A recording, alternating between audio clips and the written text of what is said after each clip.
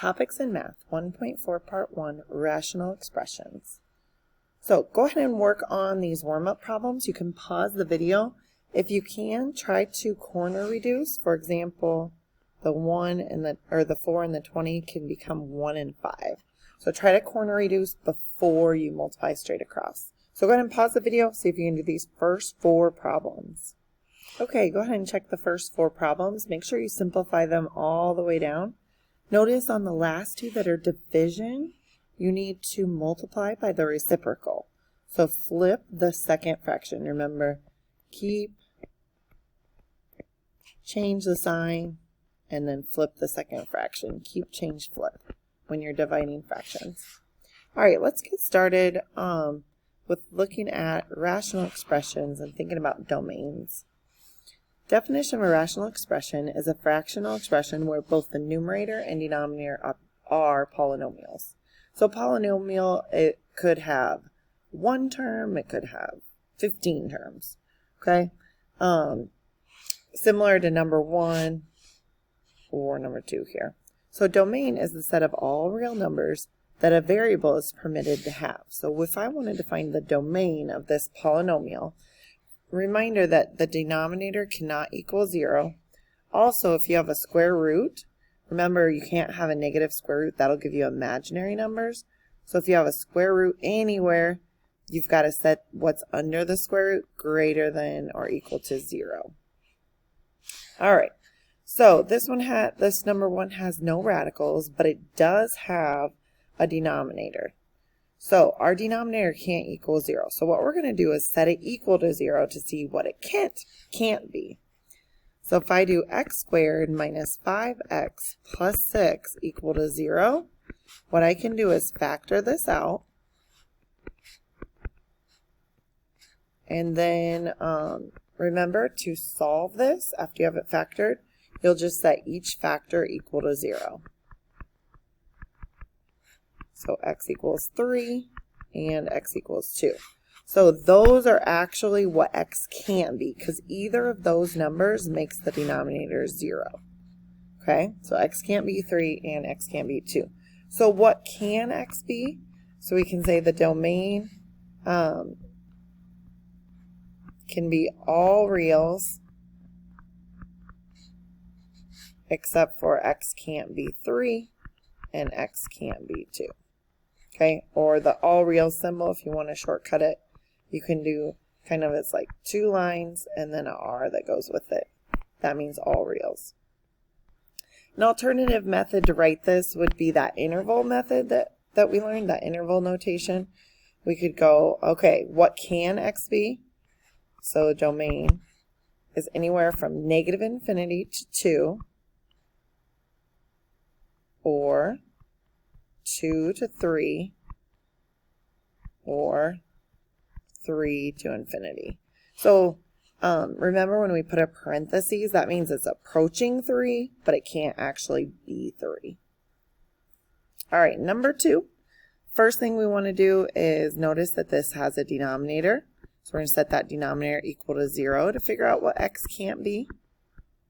So we're saying x can't be 5. And then also this one has a radical. So another thing we need to do is set whatever's under that radical greater than or equal to 0. So under our radical is x, so x must be greater than or equal to 0. Okay? So what is our domain? Our domain is x needs to be greater than or equal to 0, but x cannot equal 5. Is one way, or if you want to use that interval notation, since it's greater than or equal to 0, we're going to put a bracket there. 0 to 5, it can't be 5, and then it can be 5 or more.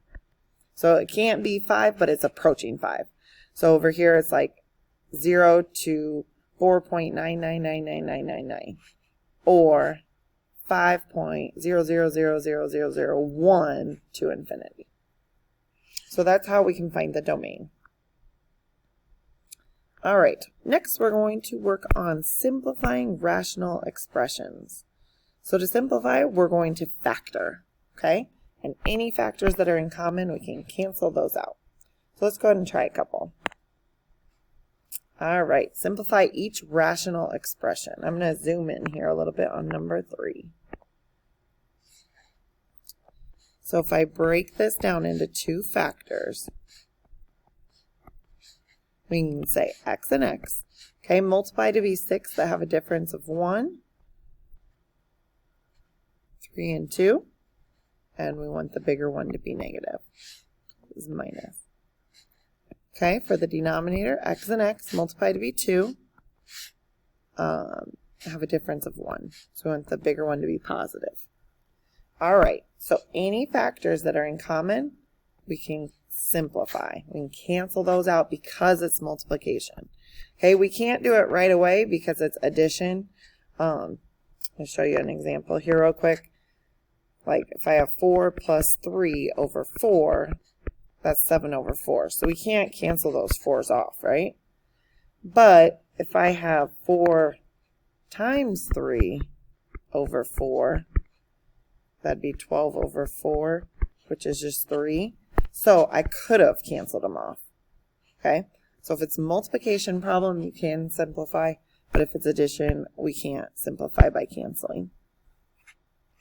All right, so then your final answer simplified would be x minus 3 over x minus 1. Okay, number 4.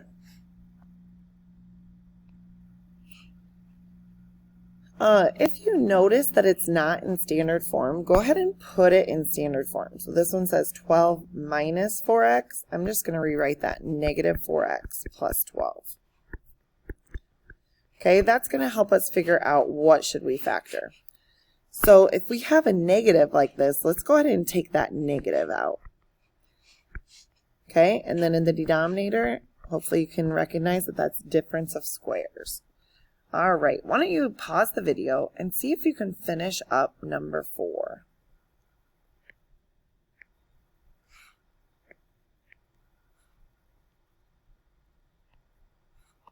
All right, hopefully you're able to factor it out and see that the x minus 3 factors would simplify. So our final answer would be negative 4 over x plus 3. All right, what if we were multiplying or dividing? Let's look at number 5.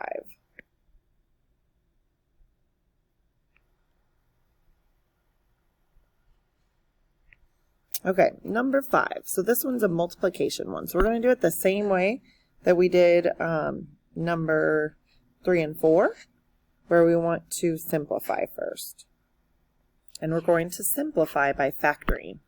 So we can take the x squared plus x minus 6 and factor that with x and x. Okay, multiply to be 6, that has a difference of 1. We've got 3 and 2. We want it to be a positive 1, so plus 3 minus 2. Okay, for the second one, x squared minus 25. So x and x, hopefully you can recognize this one as difference of squares. 5 and 5, 1 plus, 1 minus. All right, x squared plus 4x plus 3. We can break that up to be 3 and 1, plus plus. So now, we could rewrite this and multiply it all out, but anything from the top row can simplify with anything from the bottom row. So those x plus 3's we can simplify, the x minus 5's we can simplify. And then in your final answer, you're just going to write the factors on the top multiplied together over the factors on the bottom. And you don't need to actually FOIL the numerator out. You can just leave it like that. All right, number 6, the division problem is very similar. Okay, so we're going to, one thing we need to do first, and you could kind of add a couple steps together here, but I'm just going to rewrite mine before I ever get started, is when you're multiplying, dividing, you need to change it to a multiplication sign. Remember, like our warm-ups? Keep, change, and then flip. So keep that first fraction, change the sign to multiplication, and then flip that second fraction.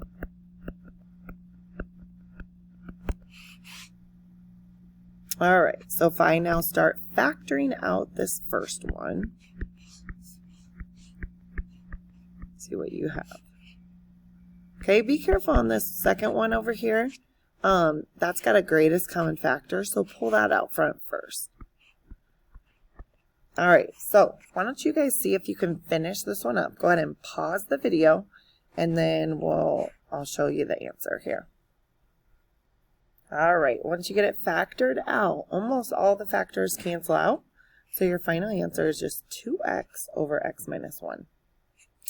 All right, one last idea in this section 1.4. We did talk about this earlier in the chapter, okay, when we were rationalizing the denominator that didn't have an addition sign. Remember, if we're rationalizing the denominator, we cannot just take it times square root of 5, because what's going to happen is that square root of 5 is going to just move to the other term. So yeah, we made 5 be a nice whole number, but now the 3 has the square root of 5. So when there's an addition sign, we cannot just multiply by one value, okay? We need to multiply by the conjugate. So the conjugate is where you write the exact same thing as the denominator, only change the sign in between. Okay, so instead of a plus sign, we're going to multiply it by 3 minus the square root of 5. All right, so on the top, you're just going to distribute.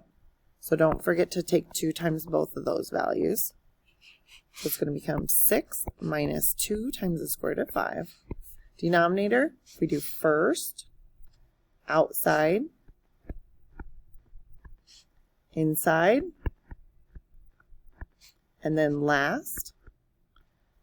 What is going to happen when you multiply by the conjugate is those middle terms with the radicals end up canceling out. So if we simplify the rest of it, 6 minus 2 times the square root of 5 over 4. Okay, this one has one extra step that sometimes they have and sometimes they don't. We can take a 2 out of everything. So then your final answer would be 3 minus the square root of 5 all over 2. Okay?